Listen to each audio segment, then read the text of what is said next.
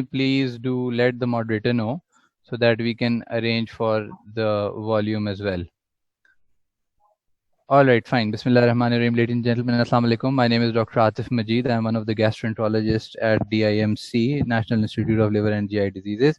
First of all, many apologies for the delay due to the technical reasons और computers की availability की वजह से ये session थोड़ा सा delay हो गया है. Secondly, again an apology because most of this session is a practical and a teaching session.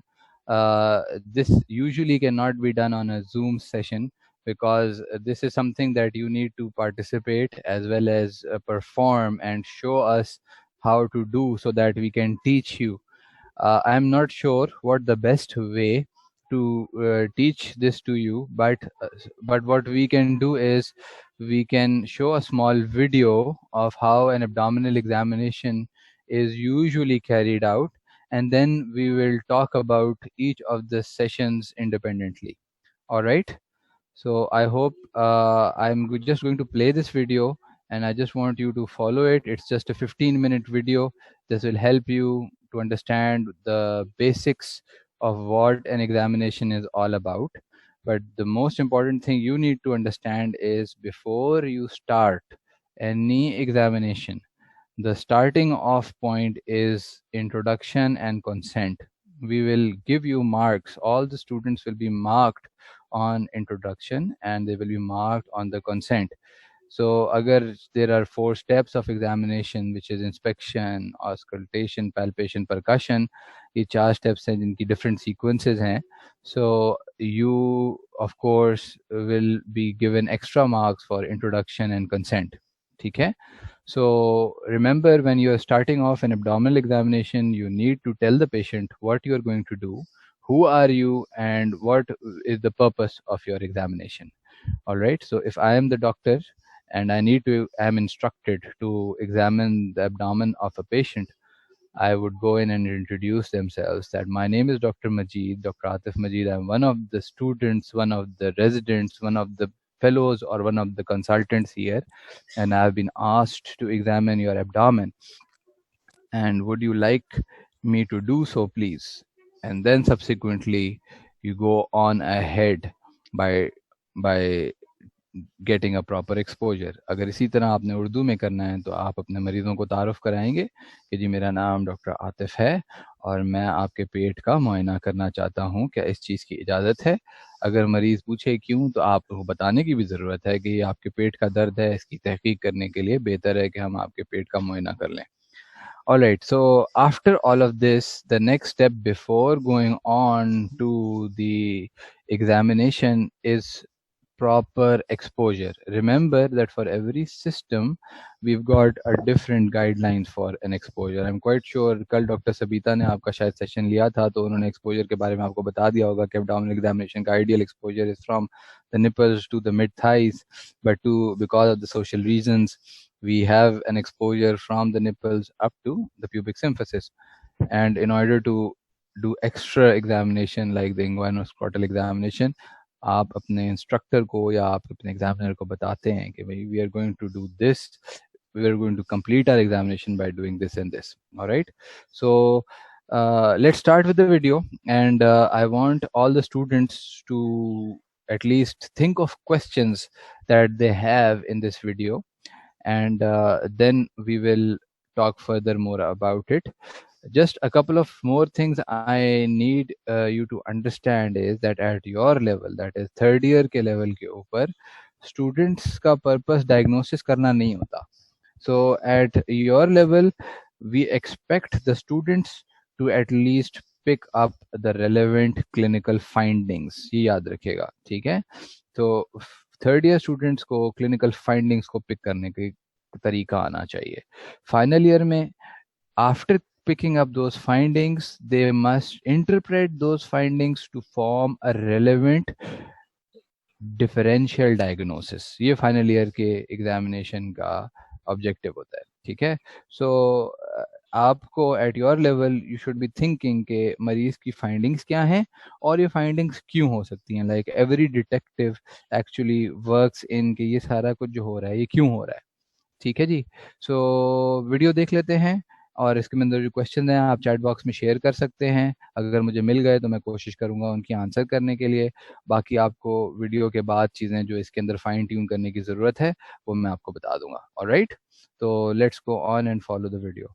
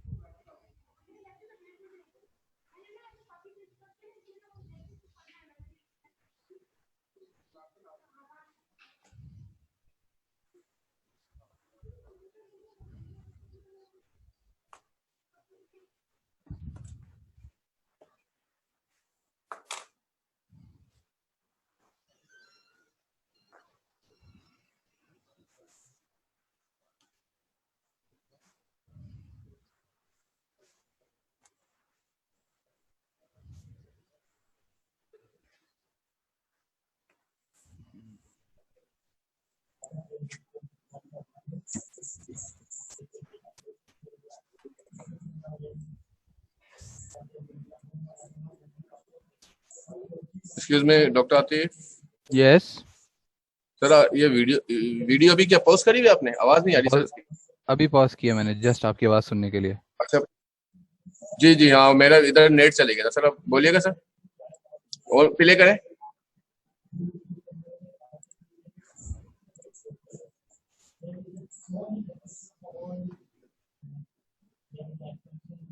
आवाज़ क्लियर आ रही है? आपकी आ रही है सर, आपकी आ रही है, वीडियो चल नहीं रही। वीडियो की आवाज़ कैसे आएगी? ओके। सर वहां से जो वीडियो लिंक दिया हुआ ना, वीडियो के उधर से खोले इसकी साउंड। हाँ हाँ, सॉरी। इसकी वीडियो की साउंड ऑन कैसे करेंगे? यहाँ से तो आ रही है, मुझे तो आ रही है आवाज़ अपनी। जब आपने वहां पर शेयर करी है, वहां पर म्यूट तो जी, नहीं हुई साउंड? नहीं म्यूट तो है वो एक लड़का मिनट। है वहां पर? हाँ, म्यूट नहीं हुई हुई, यहाँ तो आ रहा है म्यूट में। स्पीकर में आ रही है। हाँ। Speakers, high definition audio device. Mute नहीं हुआ हुआ यहाँ पे।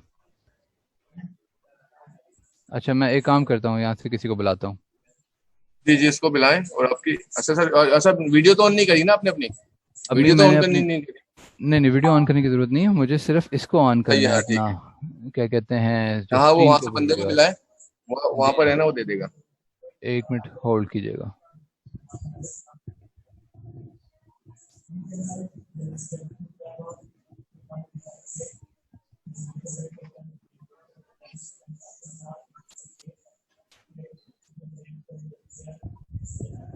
यार ये इसकी आवाज़। सर जब आपने शेयर करी है ना उसने, तो वहां से आवाज साउंड टर्न ऑन कर दे। टर्न इट ऑन, ऑन का वो होगा।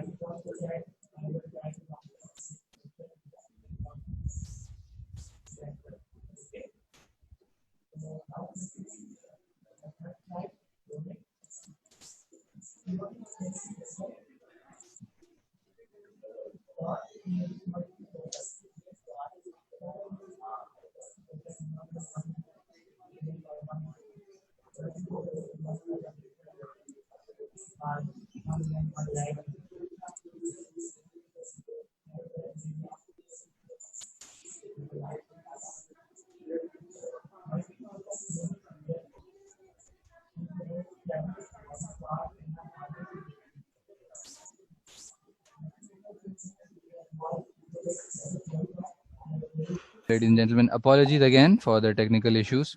Okay, so again, my task has been further complicated by actually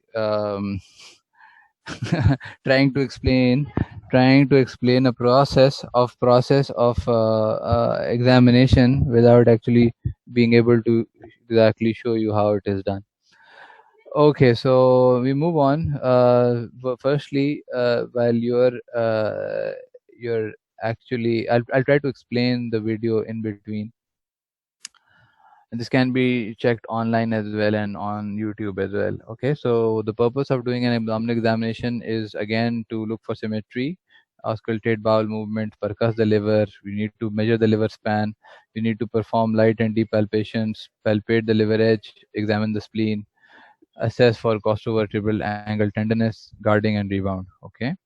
Subsequently, if you move on, very important to understand that you take a good health history, and with that health history, you need to make sure that what the patient actually has, where the actual tenderness is, so that you try to avoid that area while you're examining. Because if you will palpate, do a deep palpation on a tender area, that will cause problems. So again, you need to ask for a lot of things like abdominal pain, indigestion, nausea, vomiting. You need to ask for hematemesis, which is a feature of peptic ulcer disease. You need to ask for dysphagia or dinophagia, and so on and so forth. Things while examining the genitourinary system, you need to consider is suprapubic pain. You need to ask about dysuria, urgency, its frequency, hesitancy, decreased stream, polyuria, nocturia, urinary incontinence that needs to be considered, any history of hematuria, or any history of flank pain or colic. Okay, so after taking the relevant history and asking for tenderness, introducing consent, proper positioning is very important. You need to also understand the anatomy. We know that the abdomen has got multiple organs. Just beneath the skin, we've got the rectus muscles, and along the rectus muscles, we've got the linea alba in between, and then we've got the external obliques and internal obliques that make up the abdominal wall. Subsequently, beyond the abdominal wall, we've got the bony cage that forms boundaries of the abdomen. We've got the costal margin, and we've got the suprapubic and the pubic symphysis. We can divide it by making a vertical line into right upper quadrant, left upper quadrant, left lower quadrant, right upper quadrant, right lower quadrant. We can also divide it into 9 areas, which is the epigastric area, umbilical area, hypogastric area. If we draw a line in between the costal and the pubic symphysis and the anterior superior iliac spines, and this is just to show that which organ actually lies where. So the liver actually lies in the right upper quadrant. We've got the stomach behind it. We've got the spleen retroperitoneally into the left costal cartilage back. We can feel the abdominal aorta and thin lean people. It divides into the iliac arteries and the common iliacs. Usually common iliac artery is felt, and it is used as a landmark for a lot of procedures like insertion of the hemodialysis catheter and lines. As far as the intestines are concerned and the urinary bladder is concerned, the area of the rectum and the bladder lies just above the suprapubic symphysis. We've got the sigmoid colon, and then the descending transverse ascending colon. We've got the cecum. The appendicular area is in the right lower quadrant. The kidneys lie retroperitoneally along the back, and this is called the angle where you do the renal punch. Okay, so the right kidney and the left kidney. The right kidney is slightly lower as compared to the left kidney. Okay, this is the posterior view actually you're seeing. Right, so when you're doing the examination of the abdomen, very important, of course, nowadays furthermore emphasized to at least clean the hands. and then instruct the patient what you're going to do, get a proper exposure. The exposure is very important. The positioning is very important as well. In an exam situation, it would be a very common scenario that you'll be given two pillows in between beneath the patient, and you need to remove them for the abdominal examinations. You need to make sure that the patient is lying flat and it is properly exposed. You need to inspect for scars, stria, dilated vein, rash, any chymosis anywhere. You need to look for symmetry. You need to look for contour of the abdomen. And very important to understand symmetry. At times you've got a bulging right or a bulging left side, so you need to know what the underlying pathology is. Many a times right sided upper bulge is because of organomegaly, which we've already discussed. It can be because of the liver. It can be because, if it is on the left side, it can be because of the spleen. Contour is very important, whether it is scaphoid, whether it is flat, whether it is protuberant. Subsequently, you need to see any bulges. You need to look at the position of the umbilicus, whether it is inverted, everted, or transverse slit-like. All right. And other important thing is you need to assess for breathing movements as well, that what happens to the abdomen while the patient is breathing. Okay. So here you can see that the examiner over here has started off with auscultation. Why has he started off with the auscultation first? So very important to understand one phenomena, and this is something I usually tell my students as well, that if you are practicing in the United States, then it is important to auscultate first. Why to do so is, when you're palpating and when you're percussing the abdomen, there's a possibility that actually it might exaggerate the bowel sounds. So if you auscultate after you do a palpation percussion, then you might hear exaggerated bowel sounds. So if you're going for your USMLEs and you're planning to give your CS examination, then you need to alter your sequence, and you need to start off with auscultation first and auscultate the bowels before you actually palpate. This is only for the abdominal examination, remember. But in the normal regular situation, when you are giving us the examinations here or even in the UK, you follow the conventional path of doing the inspection, palpation, percussion, and then finally the auscultation. uh, if any one of you does the auscultation first, remember, it's no harm, as long as you can tell the examiner that in order to not to exaggerate the bowel sounds, get an exaggerated bowel sound, I'm just doing the auscultation first. Okay. So where to auscultate, very important to understand is what you want to hear. Okay. So here in the video you can see that he's auscultated in this area. So you know that if you auscultate over here, we've already seen that the rectus sheath is over here, so the bowel sounds might not be as well audible as when you are actually avoiding the rectus sheath. So just lateral to the rectus sheath, you need to auscultate for the bowel sounds over here and bowel sound over here. How long should you auscultate? Well, the average bowel sounds usually take about 10 seconds. So whenever you're examining, you should auscultate for at least 8 to 10 seconds. Okay. So you auscultate on the right, you auscultate from the left. These are for the bowel sounds. You can auscultate right in the center as well. There is where you can actually hear for abdominal aorta bruits, and those patients who've got aortic aneurysms, there you can actually feel actually hear the abdominal bruit. Okay. So once the area is done, you can also auscultate the renal artery area. Okay. Renal artery area, auscultate for the renal artery stenosis. Okay. In those patients who've got renal artery stenosis, they've got hypertension, they can have that. So after you're done with the auscultation, people actually follow a path of um, and auscultation. They follow a path of palpation first. You can do a percussion just to make sure that there is no ascites, but the ideal way is to follow the palpation first, and then after palpation you go on and do the percussion. All right. In certain cases, when there is a lot of ascites, so in that case, it would be very, very difficult to do a palpation. So some people actually would think of doing a small percussion before doing a palpation, but I would suggest that we stick to our ground rules of following the normal routine, which is inspection, palpation, percussion, and auscultation. Okay. So while you're doing a superficial palpation, you use your one hand first, okay, and follow all the four quadrants. And while you're doing a superficial percussion, you need to make sure that what you're doing is you're looking at the face of the patient. You need to look at the face of the patient so that any tenderness can be easily identified. So when we are taking your exam, we make sure that while you're palpating, we try to look at your eyes where they follow, whether they're following the abdomen or they're following the face. Okay.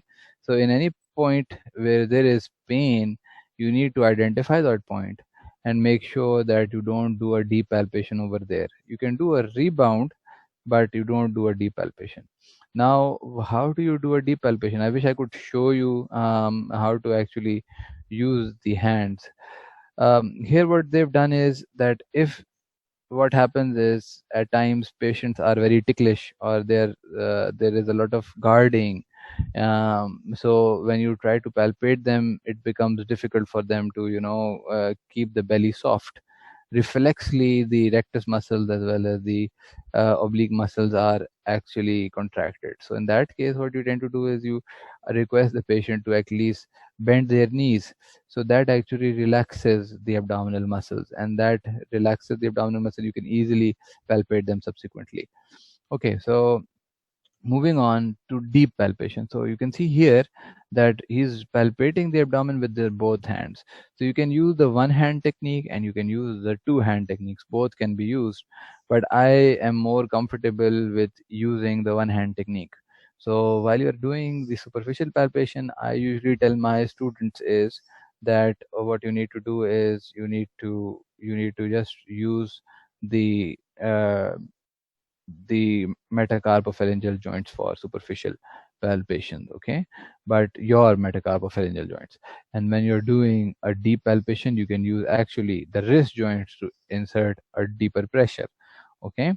So what are important things while you're palpating is you need to understand that there are certain signs of acute abdomen that come up very quickly, and you need to identify those first off, so that you need to identify those patients who needs a surgical intervention.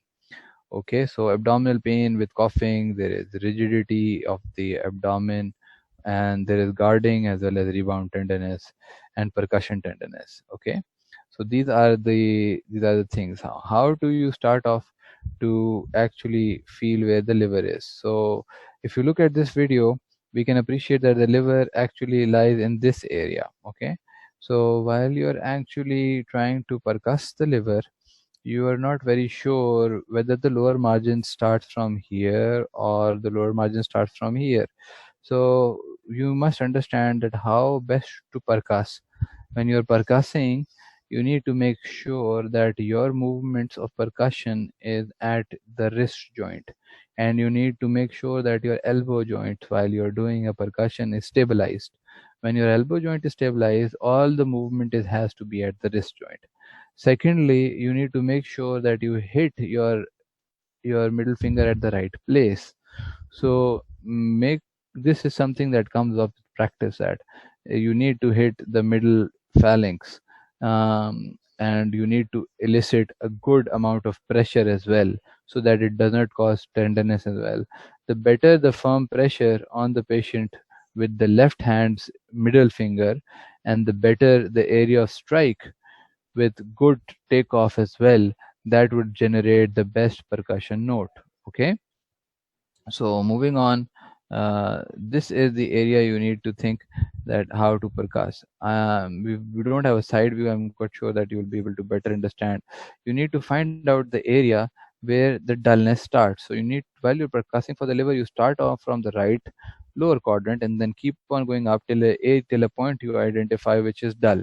That will be a point where you would actually label with either your finger or with the patient finger, or you can imagine it itself, that is the point where the lower margin of the liver is. Okay, so here you can appreciate very well that they've actually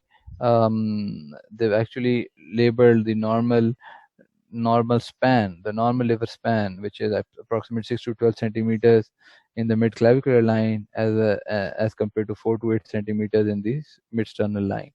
Okay, so this is the area you need to actually tell the doctor that I can feel the liver edge, which is around either 2 centimeters from or 1 centimeter from the right costal margin in the mid clavicular line, or the liver span is approximately 10 centimeters in the mid clavicular line. So, in order to in order to percuss the upper pole, you need to start off with the second intercostal space. You need to keep percussing in the intercostal spaces till you reach a dullness, area of dullness. And when you reach the area of dullness, that is the area you need to actually identify and then measure the span. Okay. All right. So moving on to the kidneys, if you want to examine the right kidney, this is the way how you should do, is that this is called a Bellarmine maneuver. Now you will insert your left hand in the left flank area of the patient and then try to gently lift it up. When you lift it up toward the ceiling, then the kidneys, if they would be increase if they would have increased in size due to whatsoever reason, may it be a polycystic kidney disease or obstructive uropathy, they would actually be more palpable when you're doing a palpation on the right. So this is a bimanual, both hand maneuver to palpate for the right kidney. All right. So similarly, again, this is a technique I usually don't follow it, but you can do this technique on the other side as well. If you find something, a mass, then for example, if you see and find a mass, you need to make sure that can you go above the mass or not, firstly, so that we make sure that is it coming from the liver or is it coming from the kidneys. So in the abdomen, in this area, there are two major organs. ठीक है, एक kidneys होंगी और एक liver होगा. तो अगर आप if you're able to go above the mass, that means कि kidneys हैं. liver चूंकि आधा जो है वो costal margin के पीछे होता है, तो इसलिए आप liver के above नहीं जा पाते. दूसरा, आप if you ask the patient to take a deep breath in and take a deep breath out, you can actually feel the liver edge coming up and down. So if you feel the liver edge that is coming up and down, so that means कि ये mass जो है ये liver से आ रहा है rather than coming from the kidneys. Kidneys को respiration से कोई फर्क नहीं पड़ना चाहिए. Alright, so bimanual to palpate the kidneys. If you find a mass, you need to go above it. You need to make sure what happens to it when you're doing when happens with the okay, what is happening over here is this is a point of tenderness. So if someone who's got tenderness, these are small maneuvers you can do to actually elicit the tenderness. You've got the renal punch that is done to look for renal tenderness, but that is done posteriorly. And for liver abscesses, you can do a small percussion, gentle percussion this way to find out tenderness over here and in the spleen as well. Okay, so this is actually where the spleen lies in the abdomen, and unless it becomes more than 3 times upper limit of its normal, you will not be able to actually feel it. Okay, so when you're examining the spleen, very important to understand few maneuvers that that need that need to be elicited while we're doing an abdominal examination for visceromegaly in the spleen.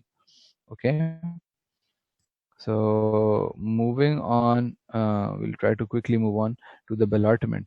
So again, spleen के लिए first of all you would do a regular palpation to manage, and when you reach near the costal margin, you will ask the patient to take a deep breath in and take a deep breath out so that you can easily appreciate whether this is moving with the respiration or not.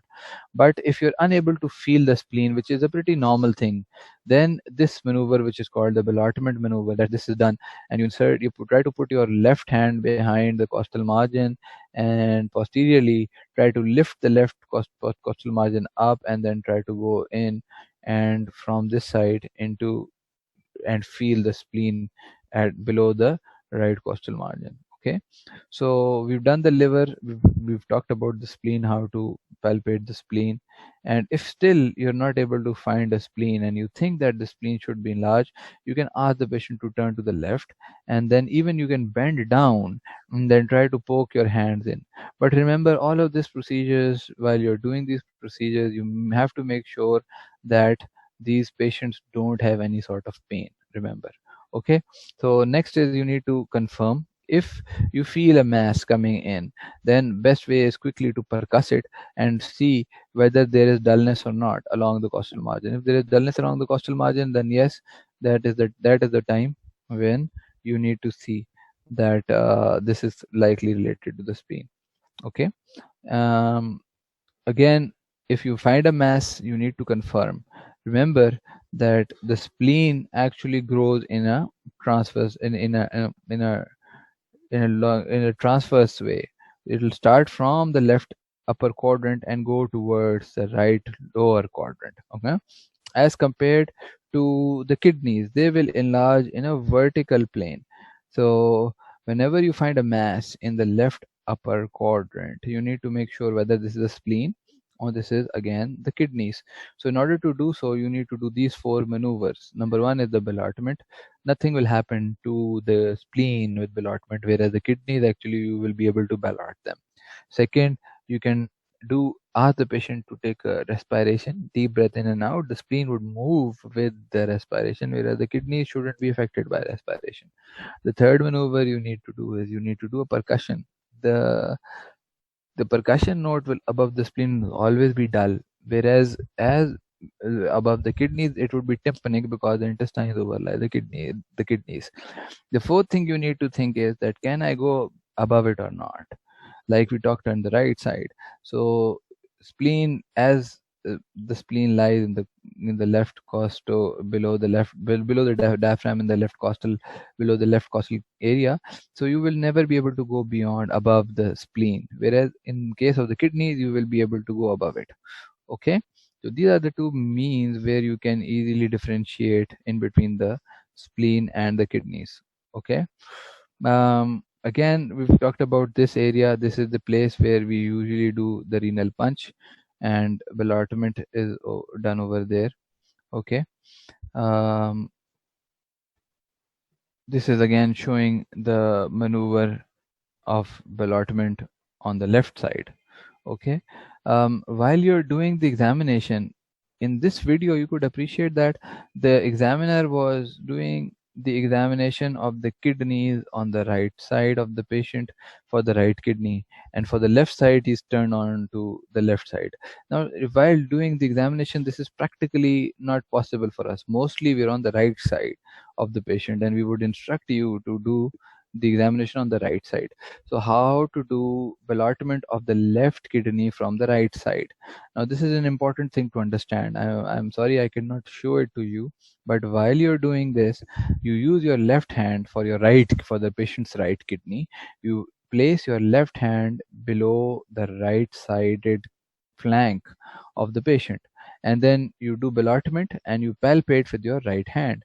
But while you're doing this on the left side, so you can do the same as well. You can use your left hand, cross it over above the patient's belly onto the left side, try to push it deep into the left flank, and then try to lift that area up and palpate with your right hand. So you can do both these maneuvers from the same side of the patient, which is on the right side. And remember that you should always try to do all the examination from the right side of the patient. Okay, so you will be given marks to do that. Okay, certain cases there is a variability in our videos. Okay, but in that case you need to follow a simple trend that you need to make sure that you develop your habit into. Okay, so we've talked about the kidneys, how to palpate them. We've tried to show you how to palpate and percuss the liver, and we've tried to show you how to palpate and percuss the spleen. We've tried to show you how to palpate for the kidneys. Okay, moving on, this is an area you need to make sure that these are the area, the angles where you need to try and elicit a renal punch, but make sure you actually don't hit as hard कि मरीज को दर्द हो, कोई pen हो. ठीक है. हल्की टेंडरनेस करने के लिए इलिसिट करना होता है. This is use for genito urinary infection as well as renal TB. Alright, very important to understand the process of ascites. Okay, next. Now, remember that in the abdomen, we've got a lot of viscera. Alright, we've talked about the colon over here, we've talked about the small intestines over here, we've talked about kidneys, liver, the pancreas. Remember, the retroperitoneal organs will never change its place. Solid organs, they will hold their place as well. So liver, spleen, kidneys, pancreas, ये अपनी जगह पे रहेंगे. The intestines itself में दो चीजें important होती हैं कि इंटेस्टाइन्स एक तो मोबाइल बहुत ज्यादा होती हैं, इनके फिक्स्ड ऑर्गन्स नहीं होते, they are attached to the mesentery via the omentum and via the mesentery itself. Retroperitoneum से through the mesentery attach होती है, and mesentery runs in a trajectory like this. Okay, so root of mesentery is like this, but the mesentery itself जो है ना वो पूरी floating हो रही है एक तरह से. So the technically the intestines in our abdomen have got the ability to float if there is a lot of fluid in between. ठीक है. So अगर आप पानी भी डाल देंगे और इंटेस्टाइन भी डाल देंगे, इंटेस्टाइन में हवा होगी, तो फिर हवा जो है ना वो फ्लोट होकर ऊपर आ जाएगी. ठीक. अब जब हवा बीच में होगी, it's like you know you put take a lot of take a large a jar and put a lot of things in it and put a lot of water. There's something that would float and there would be some things that would actually sink. Using this principle, you need to understand that those things which will float will come up in this area. ठीक है. And this area would always mostly be tympanic. Tympanic means tympanic is the same thing as resonant, but in the chest we use the word resonant, in the abdomen we use the word tympanic, and dullness is same as dullness in the chest is same as dullness in the abdomen. Okay, so now we move on that we've got this area जहाँ intestines हैं. आप intestines के साथ जो है ना वो पानी भी आ गया है. सो पानी जो है ना वो एक लिमिनिस्कस बनाता है, मिनिस्कस बनाता है, और वो मिनिस्कस जो है ना यूजुअली इस एरिया में होता है. So while you are doing the percussion for ascites, you need to understand के which is the area that is the best area where I can identify tympanicity. So what you do is you start off with the percussing the area of the abdomen to find out कि dullness कहाँ है. Now one way is कि आप जो है ना वो one way is कि आप पूरे abdomen को परकस करें.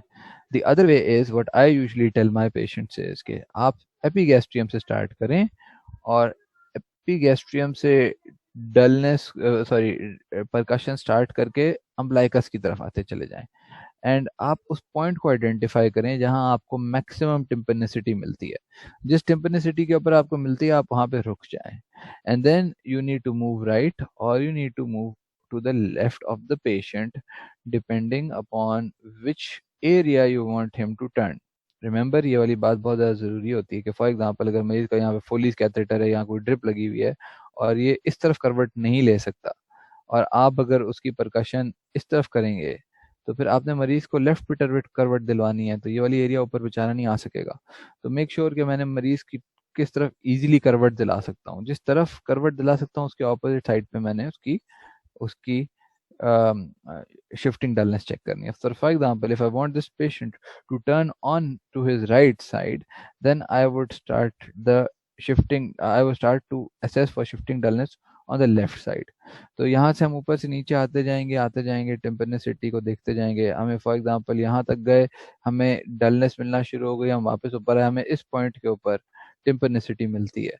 अब हम यहाँ से आहिस्ता आहिस्ता 1-2 सेंटीमीटर राइट पे जाना शुरू करेंगे, अपने राइट पे मरीज के लेफ्ट पे, और हमें देखेंगे कि हम कहाँ, हमें किस पॉइंट के ऊपर, at what point in the abdomen wall do we find that there is dullness. So once the dullness, for example, starts over here, I would hold my hand in the same place and now I would ask the patient to turn to his left. And when this patient turns to his left, अब इसका मतलब ये था कि ये जो सारा हवा थी ये इधर थी और यहाँ पे वो फ्लूइड लेवल आना शुरू हो गया था। अब जब मरीज अपना करवट लेफ्ट के ऊपर, मतलब लेफ्ट साइड ऊपर कर लेगा, तो ये वाली जगह को टेक्निकली टिम्पनिक हो जाना चाहिए, क्योंकि अब इंटेस्टाइन ऊपर फ्लोट हो जाएंगे और पानी नीचे की तरफ चला जाएगा। So you need to wait for about 10 to 15 seconds for all of the fluid to settle in the left side and settle down on the right side, and now you would repercuss, and once you repercuss there would be a change in note, and that note would be dull. So sorry, tympanic. Once it becomes tympanic, now you know कि भाई ये पहले dull था अब tympanic हो गया है।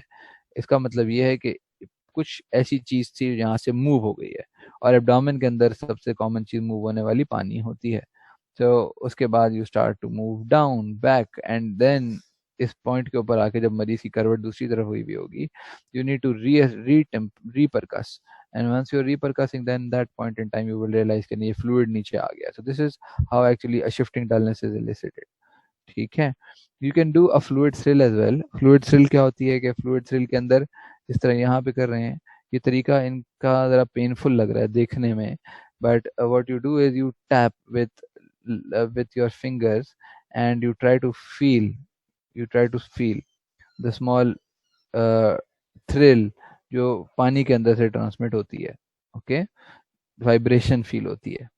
अच्छा जी, ये इन्होंने मैकबर्नीज पॉइंट बताया हुआ है। This McBurney's point is known for palpating the appendix usually, और अपेंडिक्स जो है ना उसके बाद जो है ना क्या कहते हैं,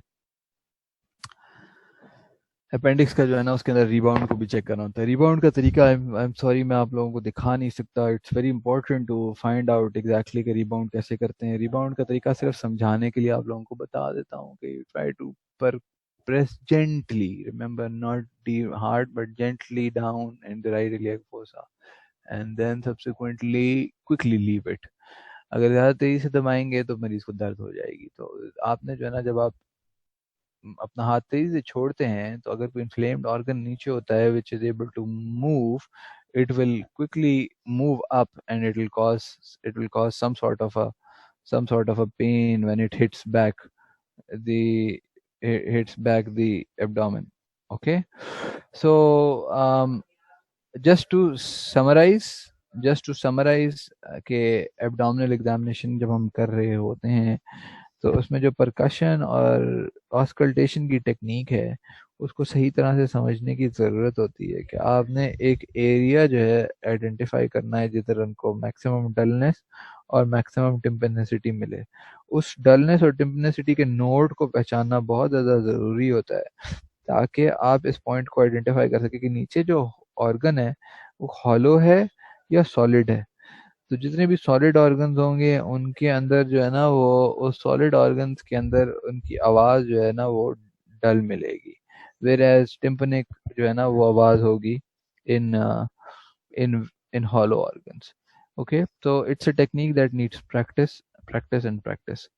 Unfortunately, again, it is very difficult for us to help you guys in understanding the best way um, on the internet के ऊपर ये चीज़ें हम कई दफ़ा आप लोगों को अच्छी तरह से नहीं समझा पाते। लेकिन ये चीज़ है कि I would suggest कि whenever you're doing an examination, learning examination, online जो है वो बहुत सारी वीडियोस आपके पास अवेलेबल हैं। Try to look at them, try to identify what the best way of examination is, and make sure कि आपका कोई सुपरवाइजर या कोई सीनियर आपको गाइड उस मामले में कर सके। ठीक है। um, I'm sure that there was a lack of time for us to arrange some video tutorials for you, but maybe in the near future we can help with the help of you guys to identify means of better actually teaching the examination skills। क्योंकि ये चीज़ें जो करके आती हैं और दिखा के की जाती हैं, सुना के बता के नहीं की जाती। मरीज़ का होना ज़रूरी है। वॉलंटियर अगर कोई कर ले और अगर कोई ऐसा हो कि सिस्टम ऐसा बन जाए जिसमें हम ये सारे एग्जामिनेशन आप लोगों को प्रैक्टिकली करा सकें, तो that would be the ideal situation to do. ठीक है। There are certain thing that can be taught online, there are certain things that cannot be taught online। Clinical examination, practical examination is one of those things that I believe cannot be taught online. It is something that is a skill, and a skill can only come when you actually try to do it in a way. Just it's a गाड़ी चलाना है. I cannot tell you how to drive a car. It's something that has to be taught practically. गाड़ी की steering पे जब तक नहीं बैठेंगे तब तक जो है ना वो गाड़ी चलाना नहीं आएगी. So again, apologies from the faculty side ke this might not be the best way to teach you guys, but इस वक्त में जो भी है वो गनीमत है. ठीक है. So if there are any questions at this point in time, you can type those questions and I'll try to answer them.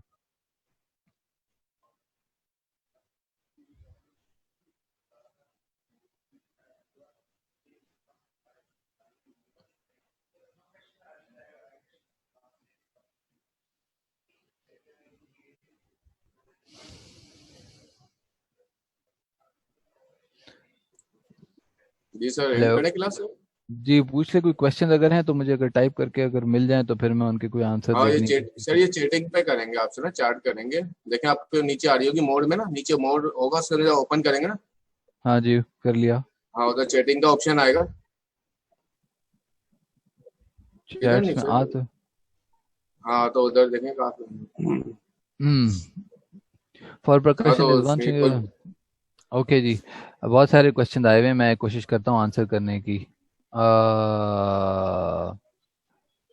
Okay sorry, बहुत सारी चीज़ें आई हुई हैं. ये तो अभी सारे हैं. नो ऑडियो, बहुत सारे नो ऑडियो आ रही हैं. वो सर शुरू का है, शुरू में हो रही थी ना. Again, I'm sorry class, both finger used or both finger used. Okay, so the answer to this question is ideally one finger use. हम लोग ज्यादा मार्क्स देते हैं अपने दिल में उन पेशेंट्स को जो उन कैंडिडेट्स को जो एक फिंगर से करते हैं. ठीक है, तो कोशिश करें, आदत बनाएं, एक फिंगर से यूज करें. लेकिन कभी कभी एक फिंगर से सही तरह से निशाना नहीं लिया जाता तो दो फिंगर यूज करनी पड़ती हैं. अगर दो फिंगर से आपका नोट सही बन रहा है तो आपके नेगेटिव मार्क्स नहीं होंगे. ठीक है, as long as you percuss and you're able to show that you've got a good note, you can use both fingers. Okay, video link बिल्कुल मैं आपको शेयर कर लेता हूँ. ये जो है ना, ये आई एम नॉट श्योर मैं जूम के ऊपर कैसे शेयर कर सकता हूँ, लेकिन इसको हम लोग वीडियो लिंक शेयर कर लेते हैं. ये वीडियो लिंक ज़रा अमेरिकन वीडियो है, तो इसलिए मेरी दरख्वास्त ये है, इस अमेरिकन वीडियो को पाकिस्तान में अप्लाई करने की ना कोशिश कीजिएगा. पाकिस्तानी वीडियोस जो है ना वो ज़्यादा हमने बनाई नहीं है, और अनफॉर्चुनेटली समहाउ हमारा जो मेथड है, I think it's more systematic. ठीक है, अमेरिका के अंदर मोस्टली चीज़ें अब तो इन्वेस्टिगेशन बेस्ड हो गई हैं. एग्जामिनेशन तो बहुत ही पीछे चला गया है प्रैक्टिकली. हम लोग जब वहाँ पे थे तो हम देखते थे कि भी आपने मरीज को हाथ नहीं लगाना, अल्ट्रासाउंड की रिपोर्ट देखनी है, ऑस्कल्टेट को छोड़ के एको कराया करते थे. तो आई वुड थिंक कि हमारी स्किल्स, हमारे स्टूडेंट्स की skills are way way way better as compare to. Hello. अच्छा जी, मैं इसकी शिफ्ट कर दूंगा, बाकी जो है वीडियोस इसकी शेयर कर लूंगा, लेकिन there are other means as well. ठीक है जी. और कोई क्वेश्चन तो नहीं आया है? अच्छा, अगर और कोई क्वेश्चन दो तो मुझे ईमेल कर सकते हैं. मेरी ईमेल इज atif.majid@duhs.edu.pk, atif.majed.